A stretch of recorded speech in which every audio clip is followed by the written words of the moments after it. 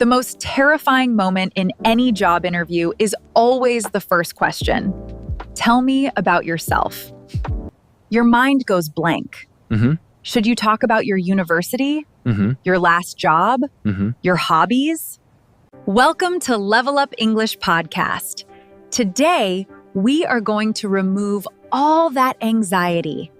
We will teach you the ultimate formula to introduce yourself professionally and confidently in English so you can land your dream job. You know the exact feeling we are talking about today. You are sitting there, you have spent hours, maybe even days preparing for this specific moment. Oh, at least days. Agonizing over every detail. Right. Your resume is absolutely flawless, sitting neatly on the desk. You have ironed your shirt, or, well, if we were talking about the modern era, you have spent an embarrassing 20 minutes adjusting the ring light. Yeah, getting the angle of your laptop so your Zoom background looks just the right amount of, professional but approachable. Exactly. The bookshelf is curated, the lighting is flattering, and then the interviewer leans across the table, or they lean into the webcam, and they offer this warm, inviting smile. The trap is set. It is. And then they drop those 5 terrifying words. Tell me about yourself. Oh, wow. It really is the universal trigger for pure, unfiltered human panic. It really is. And it is a fascinating paradox, right? Because from a purely logical standpoint, it should be the easiest question in the world. I mean, you are the world's leading, undisputed expert on the subject of you. Yes. Nobody has more raw data on your life than you do.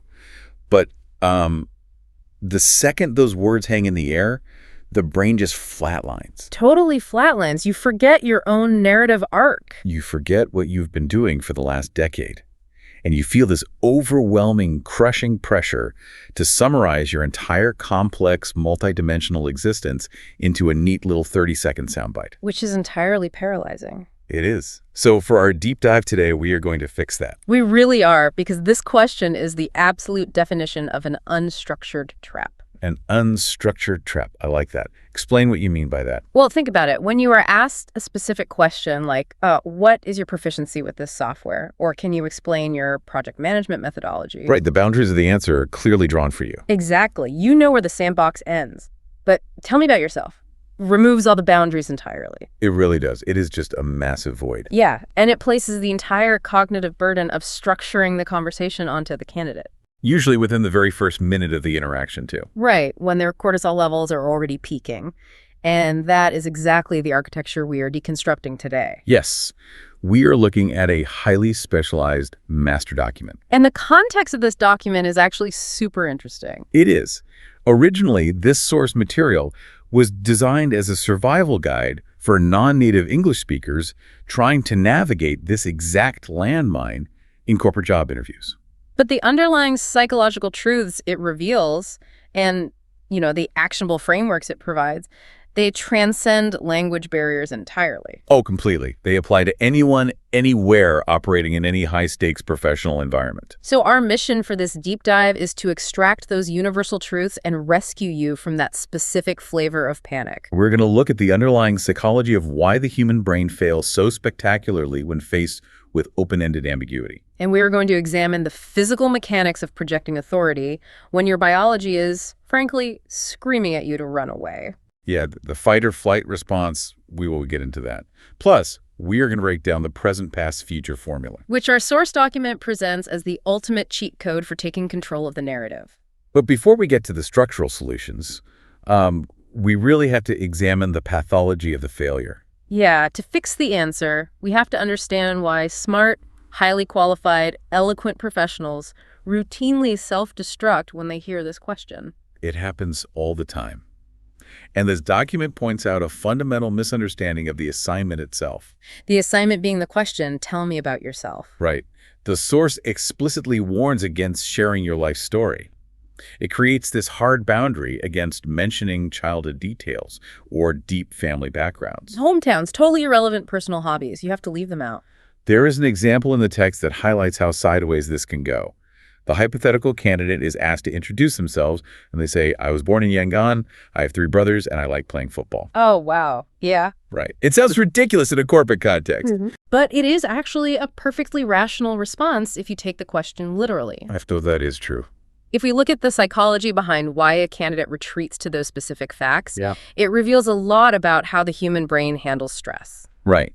Because when you are faced with an unstructured, massively broad question in a high-stakes environment, the brain experiences a form of cognitive overload. Exactly. It perceives the ambiguity as a threat.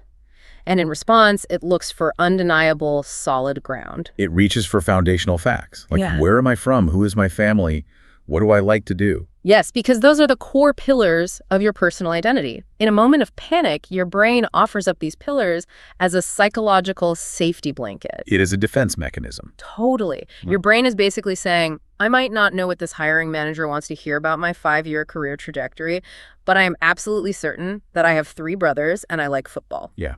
It is a retreat to certainty. I love that phrasing. Precisely. But the problem is that an interview is an artificial environment with unspoken rules. It is not a casual chat at a coffee shop. Right. So to combat this instinct to retreat to the personal, the text introduces this brilliant conceptual framework. The movie trailer analogy. Yes. The argument is that you need to think of your answer not as a documentary of your life, but as a heavily edited movie trailer. I really love this analogy. Because if you think about how a movie trailer is actually cut, it is an exercise in ruthless omission. Oh, absolutely.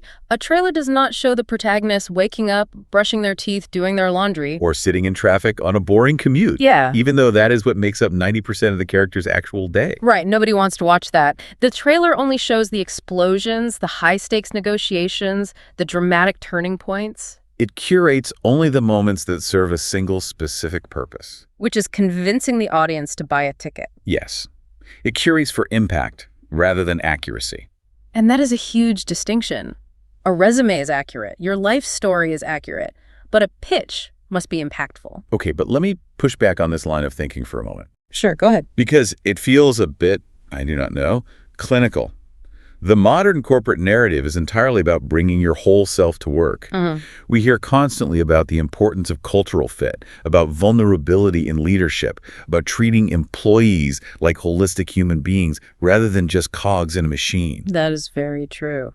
So shouldn't showing that you are a relatable human being who likes football or has a big family in Youngin actually help build a genuine human connection with the interviewer? I mean, the desire for human connection is valid, but it misinterprets the timeline of trust in a professional setting. The timeline of trust. Okay, unpack that for me. Well, tell me about yourself is almost universally the very first question asked.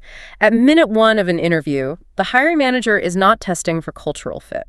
What are they testing for then? They are testing for relevance and situational awareness. Oh, they're basically trying to figure out if you even belong in the room. Exactly. The literal words are, tell me about yourself, but the secret unspoken translation of that question, according to our source material, is very different. Right. The translation is actually, give me a highly curated summary of your professional background and prove to me right now why you are a logical solution to the business problem I am currently trying to solve. Yes. They do not want to know who you are at your core yet. They want to know who you are in the context of their vacant position. The football and the family anecdotes are wonderful for, minute 45. When you are walking down the hallway to the elevator and the professional baseline has already been established. Right.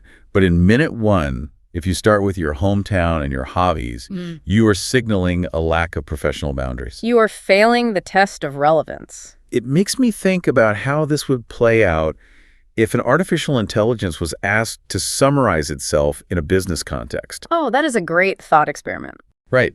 If you asked a language model to help you draft a marketing email, and it responded by saying, I was compiled in a server farm in 2021, I possess 3 billion neural parameters, and I spend my free time processing vast amounts of unstructured text. Every single word of that is factually true. It is the absolute core of the AI's identity. Yeah. But it provides zero utility to the person who just wants to write a marketing email. Exactly. It is chronological, but it is entirely useless. And that uselessness stems from prioritizing identity over utility. Because the interviewer is basically a buyer looking for a specific service. You have to speak to the service, not the manufacturing process. That's such a good way to put it.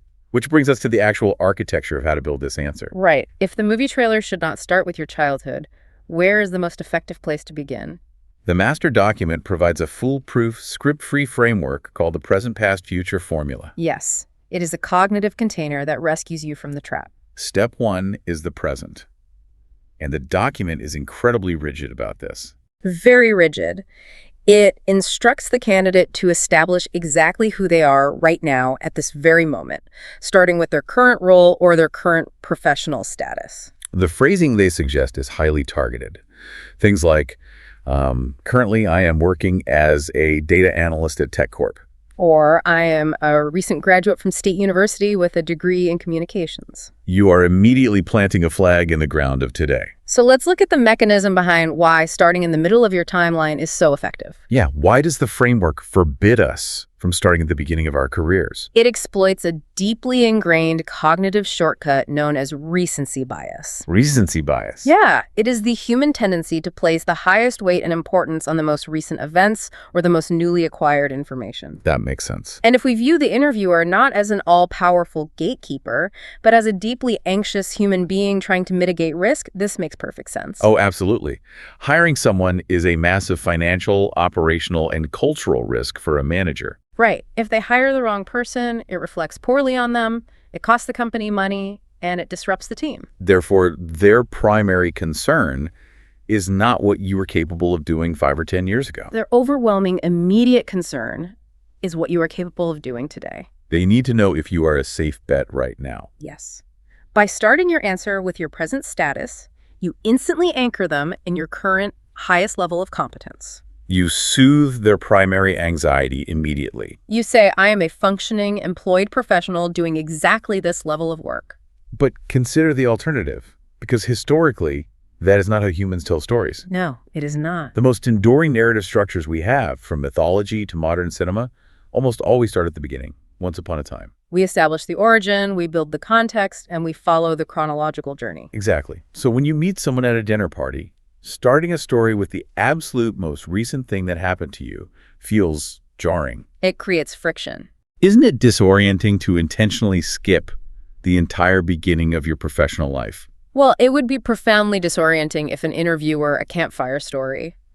But it is a pitch. Right. A pitch. And in a pitch, credibility must be established in the first 10 seconds, or the audience just stops listening. Think about the cognitive burden you place on an interviewer if you start from the beginning. Let's say you start with your first job out of college 10 years ago. The interviewer has to sit there, listening to you narrate your entry-level responsibilities, Right. actively trying to hold all that information in their head. While simultaneously trying to guess how any of this historical data is going to connect to the senior position they're trying to fill today. I have been on the receiving end of that answer, and it is absolute agony. Oh, it is the worst. The candidate says, well, my journey really began in 2014 when I took a backpacking trip that made me interested in logistics. And as the interviewer, your brain just shuts off. You are internally screaming, please fast forward to the part where you explain how you are going to solve the supply chain crisis my department is currently facing. Exactly.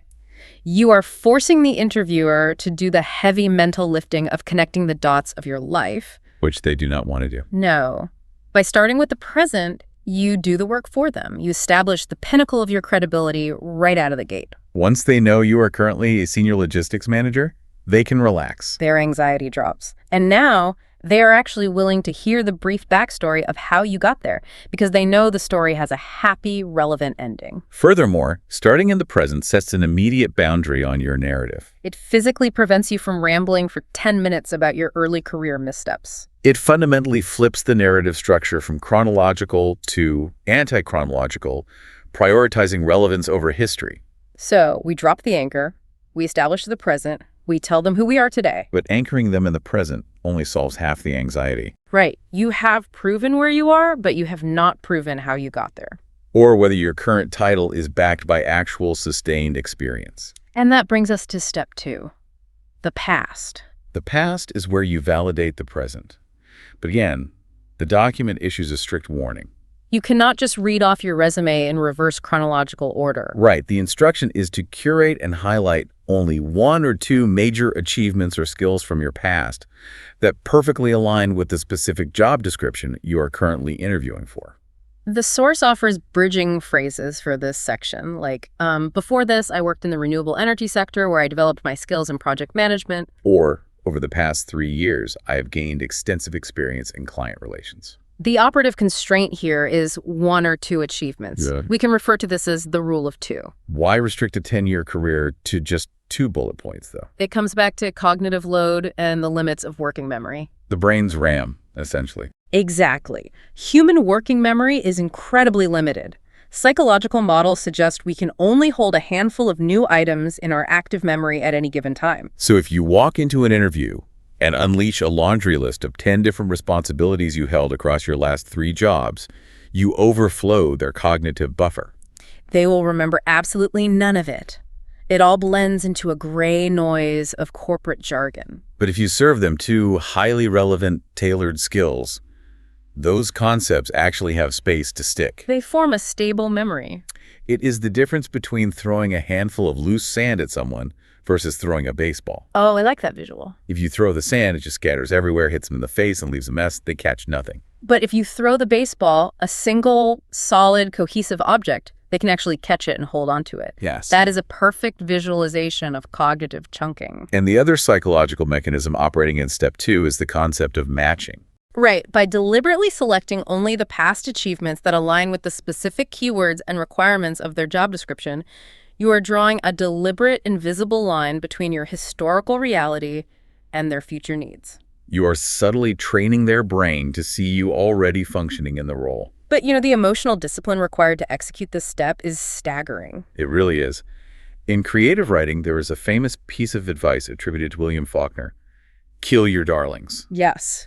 It means you have to delete your favorite scenes or characters if they do not serve the overall plot of the book. Step 2 of this framework demands that candidates kill their professional darlings. It is a painful exercise in ego suppression. Think about a hypothetical scenario.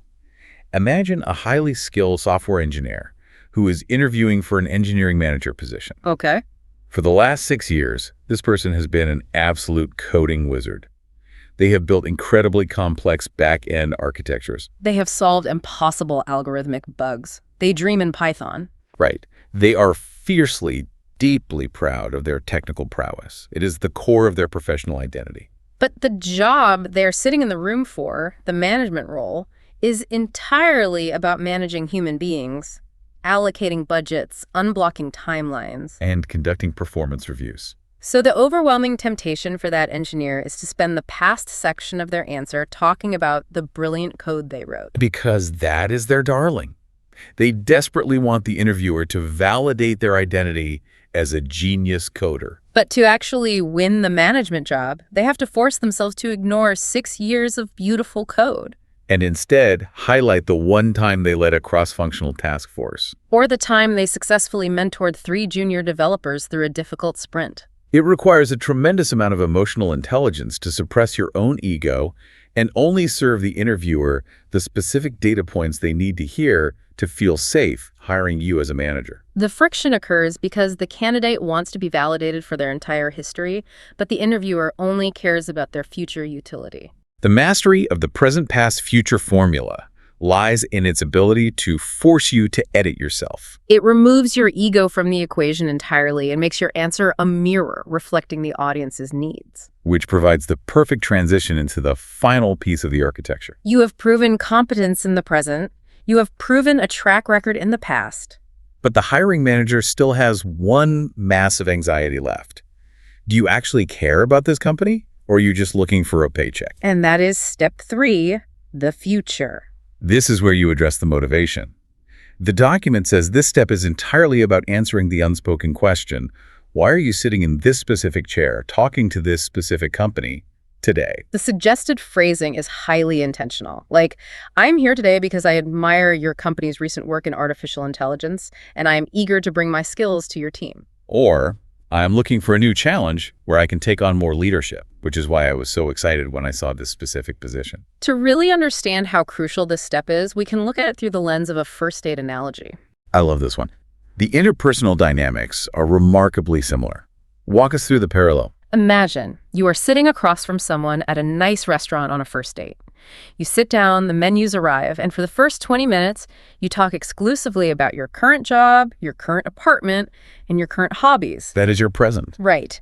Then the appetizers arrive, and for the next 20 minutes, you talk about where you went to college, your past relationships, and the trips you took 3 years ago. And that is your past. Exactly. And then you just stop talking. You never once look at the person across from you and explain why you swiped right on them. You never ask about their interests. You never compliment their outfit. You never articulate what drew you to sit at this table with them tonight. The other person is going to assume you are entirely self-absorbed. There will not be a second date. Zero chance. Because you made the entire interaction a monologue about yourself. An interview functions on the exact same psychological wavelength. If you just list your current job and then list your past skills and conclude your answer, the interviewer is left sitting there thinking, okay, logically, you are qualified. You have the skills. But why are you in my office? Are you just desperately spamming your resume to 500 companies a day because you need rent money, or do you actually want to work here? You are describing a necessary psychological shift in focus. The present and the past steps are entirely about me. The candidate is the subject. But the future step forces a pivot. It shifts the dynamic from me to us. It introduces the candidate and the company as a potential partnership. It is a strategic deployment of flattery. It is flattery, yeah, but it is grounded in intentionality. Because a hiring manager's biggest fear, beyond incompetence, is hiring a mercenary. Someone who will take the job, act completely disengaged, and leave in 6 months when a better offer comes along. By explicitly citing why you want their company, by mentioning a recent product launch you admired, or aligning yourself with their corporate mission statement. Or expressing excitement about their expansion into a new market. You prove that you are an active participant making a deliberate career choice. You are transforming your image from a desperate job seeker into a strategic professional. Okay, so we have the architectural blueprint. Present, past, future. We know exactly what rooms to build and in what order. But our source document does not stop at the blueprint. No, it takes us inside the house and scrutinizes the interior design, the actual granular vocabulary we use to construct these sentences. And this is where we get into the concept of linguistic leverage. This section of the text is particularly revealing. It was explicitly written to help non-native English speakers sound more natural and authoritative. But the psychology of the word choices it analyzes exposes mistakes that native fluent speakers make every single day. The core philosophy here is about upgrading your verbs. The document argues that how you linguistically frame your actions dictates how the listener subconsciously perceives your level of competence and confidence. Let's examine the specific examples the source provides. It warns against using passive generalized verbs. Instead of saying, I did sales, the text instructs you to say, I managed sales, or I was responsible for sales. And when describing your traits, instead of saying, I like learning new things, you should upgrade that to, I am a fast learner, or I am highly adaptable. The psychological chasm between those phrases is massive. Yeah. It boils down to the semantics of power and agency. Consider the verb did. I did sales. I did marketing. The word did implies passive participation. It frames the work as a chore that was handed down to you by a superior, much like doing the dishes or doing the laundry. It suggests you were merely a passenger in your own career, executing tasks without understanding the broader strategy. But the moment you swap that verb, I manage sales, the entire atmosphere of the sentence changes. Because managed implies an internal locus of control. It implies agency, oversight, strategy, and leadership. Even if you are an entry-level employee, framing your experience as I manage the customer database rather than I did data entry elevates your perceived value. You are subtly instructing the interviewer to view you as someone who takes ownership of their environment rather than someone who just waits for instructions. The second example they give might be even more profound. The difference between I like learning new things and I am highly adaptable. When a candidate says, I like learning, they think they are showing enthusiasm. But linguistically, they're just describing a state of preference. I like learning, I like Italian food, I like sunny weather. A preference is passive. It is nice to have, but it is not a tangible business asset that a company can monetize. A preference does not guarantee a result.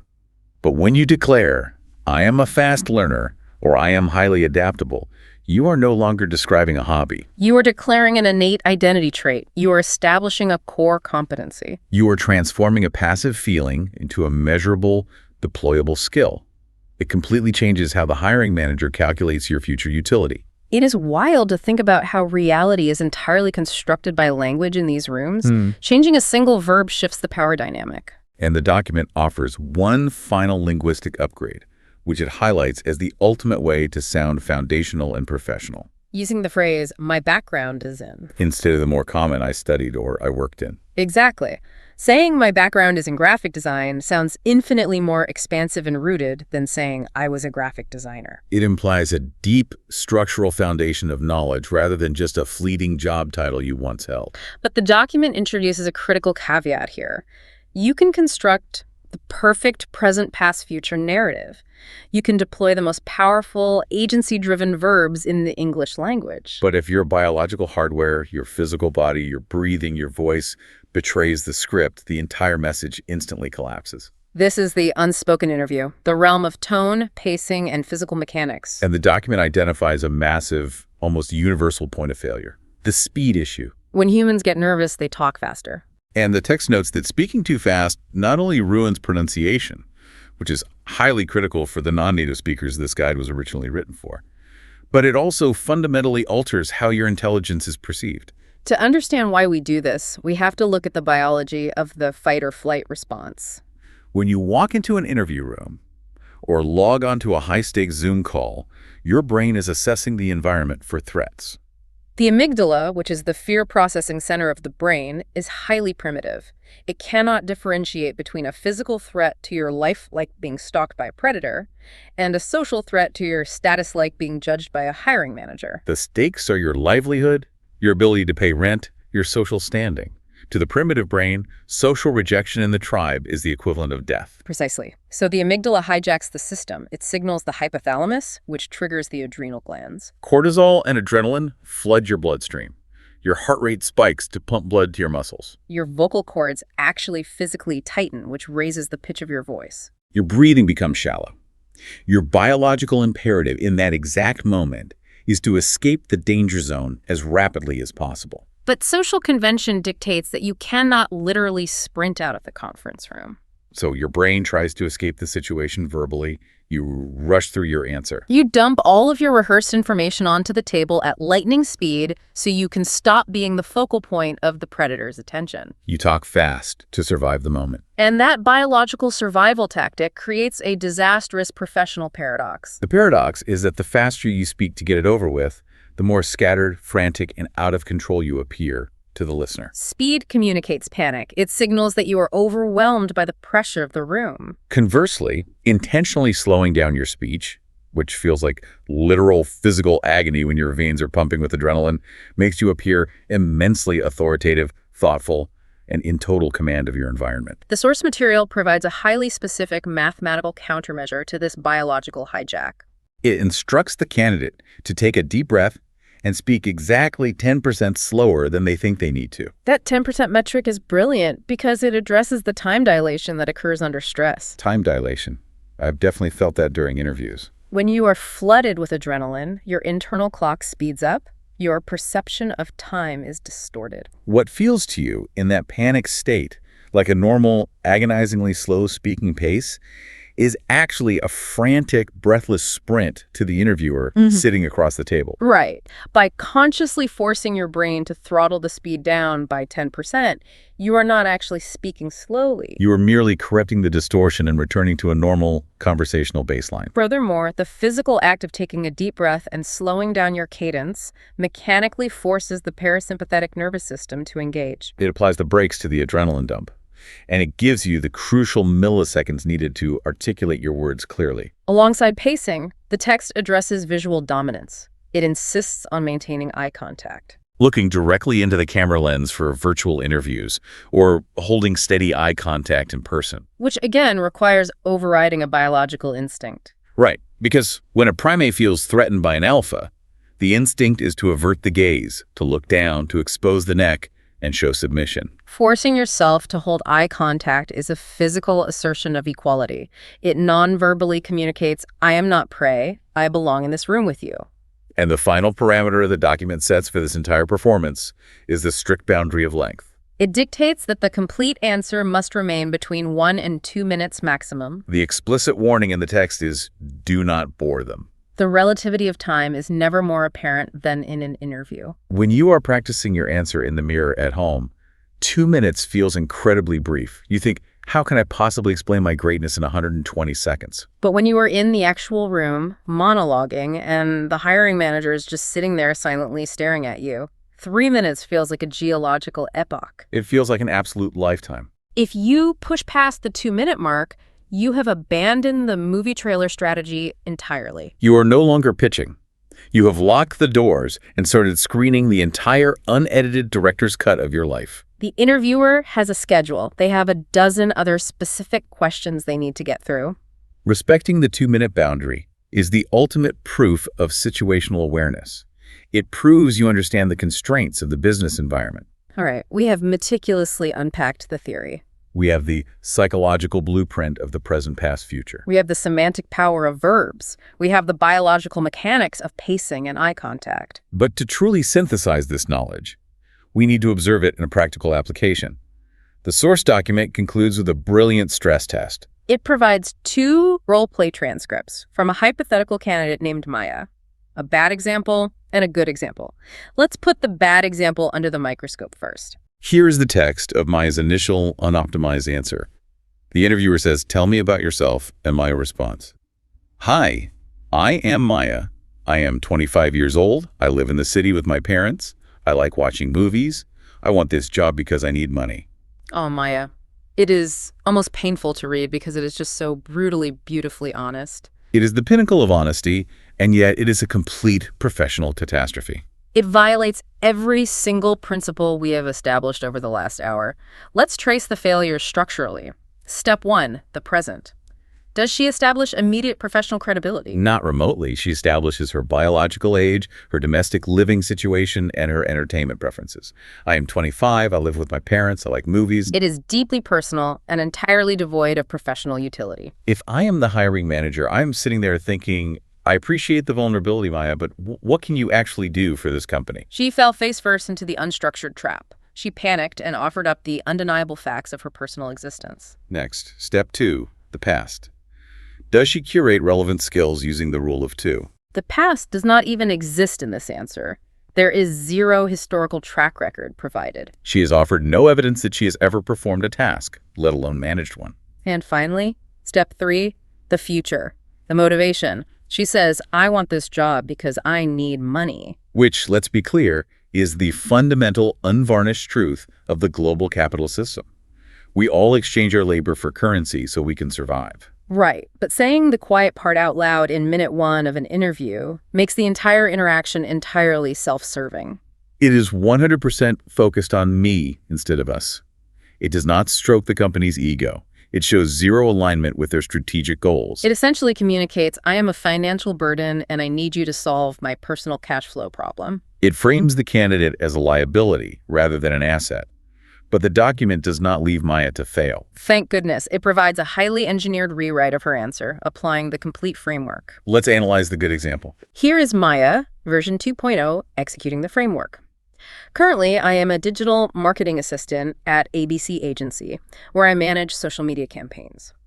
Before that, I studied marketing at university and completed 2 internships in content creation. Now, I am looking for a role with more leadership responsibilities, and I am very excited about this opportunity at your company because of your innovative projects. The transformation is staggering. It is the exact same human being, but the perception of her competence is entirely different. Let's trace the architecture. Step 1, the present. Currently, I am a digital marketing assistant at ABC Agency, where I manage social media campaigns. Boom. The anchor is dropped. Recency bias is immediately satisfied. The interviewer knows she is currently employed in a relevant field. And look at the linguistic upgrade. She did not say, I post on social media. She said, I manage social media campaigns. Instant agency. Instant authority. Step 2, the past. Before that, I studied marketing at university and completed 2 internships in content creation. There is the rule of 2 in perfect execution. Point 1, studied marketing. Point 2, completed 2 internships. She ruthlessly killed her darlings. She did not mention her hobbies. She did not mention a high school job making coffee. She drew a direct, invisible, highly relevant line from her past directly into a marketing career. And again, notice the verbs. Completed, not did. Step 3, the future. Now, I am looking for a role with more leadership responsibilities, and I am very excited about this opportunity at your company because of your innovative projects. The pivot from me to us is flawless. She frames her own ambition-seeking leadership, but instantly connects it to the specific environment of the interviewer. Excited about your innovative projects. She did the research. She is on a first date, and she is telling the person across the table exactly why she wants to be there. And if you analyze the physical constraints of that text, reading it out loud at a deliberate 10% slower pace, it takes roughly 45 seconds to deliver. It fits comfortably inside the 1 to 2 minute maximum boundary. It leaves the interviewer with a crystal clear understanding of her current status, her historical proof, and her future intentionality. It permanently closes the ambiguity of, tell me about yourself, and sets a highly professional table for the remainder of the technical interview. It is a masterclass in narrative control. So bringing this all together, what does this deep dive mean for you, listening right now, preparing for your next high-stakes conversation? If there's one overarching, unifying theme to everything we have discussed, it is the paradox that structure equals freedom. That is the ultimate takeaway. The instinct is to view formulas as restrictive, but in reality, they are liberating. The present, past, future framework is not about memorizing a rigid, robotic, word-for-word script. If you memorize a script, the second adrenaline hits your system and you forget one single adjective, your brain will freeze and the entire facade will collapse. Instead, this formula is a cognitive container. It is a mental bucket. You carry the empty bucket into the room and you pour your actual, authentic expertise into it on the spot. The structure prevents you from panicking. It stops you from rambling into your childhood. And it allows your true qualifications to cut through the noise of your own anxiety. By internalizing that structure, by consciously upgrading your vocabulary to assert your own agency, and by deliberately throttling your speaking speed to outsmart your own amygdala, you transition from being the victim of an unstructured trap to being the architect of the conversation. You dictate the terms of engagement. The next time that interviewer leans across the table under the harsh fluorescent lights and drops those 5 terrifying words, you are not going to feel the dread. You are going to recognize the moment for what it actually is. It is not a trap, it is a blank screen, and it is the perfect opportunity to hit play on your movie trailer. Before we conclude, we should leave you with a conceptual exercise to test this framework in a lower stakes environment. I love that idea. A philosophical exercise you can do right now in your head, wherever you are listening to this. We have spent this entire deep dive analyzing the ruthless curation required for professional interviews. But let's take capitalism and corporate utility entirely out of the equation. Imagine you are sitting next to a total stranger on a long train ride. You strike up a conversation, and you decide to use the present, past, future formula to explain who you are as a human being, not as an employee, but as a person. An exercise in pure personal curation. Exactly. You can establish your present easily enough. You know your future, what you hope for your life. But the challenge is step 2. The past. If you had to use the rule of 2, what single 1 or 2 past events out of the thousands of days you have lived would you curate to explain to a stranger the exact person you are today? It forces you to confront which memories are actually foundational and which are just noise. Ponder that, because once you master the art of curating your own narrative, you can navigate any room, handle any ambiguity, and answer any question. Thanks for diving deep with us. Remember, you don't need a perfect English accent to ace an interview. You just need a clear structure and a confident smile. Practice your present, past, future formula in front of a mirror today. If this lesson helped you feel more prepared for your next interview, Please hit that subscribe button, give us a thumbs up, and share it with a friend who is job hunting. good luck and keep leveling up your English.